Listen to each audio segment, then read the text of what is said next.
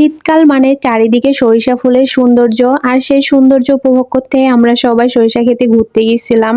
সেখান থেকে কিছু সরিষা ফুল বাসায় নিয়ে আসি। সরিষা ফুলগুলো মিহি করে কেটে নিয়ে পানি দিয়ে পরিষ্কার করে ধুয়ে নিছি। তার ভেতরে মসুর ডাল আগে থেকেই বেটে রাখছিলাম, সেটা দিয়ে নেই। তারপর পেঁয়াজ মরিচ কুচি, পরিমাণ মতো হলুদ লবণ দিয়ে সুন্দর করে মেখে নিচ্ছিলাম। শীতকাল পড়লেই সবাই এই সরিষা ফুলের পকোড়াটা বানায়, তো আমি আগে কখনো এটা তৈরি করিনি, এবারই প্রথম। জানি না খেতে কেমন হবে। এখানে আমি গোল গোল শেপ করে একটা একটা করে গরম তেলে সব দিয়ে দিচ্ছিলাম। এক পাশে হয়ে গেলে উল্টিয়ে আরেক পাশ করে দিচ্ছিলাম, যেন দুই পাশেই ভালোভাবে ভাজাটা হয়।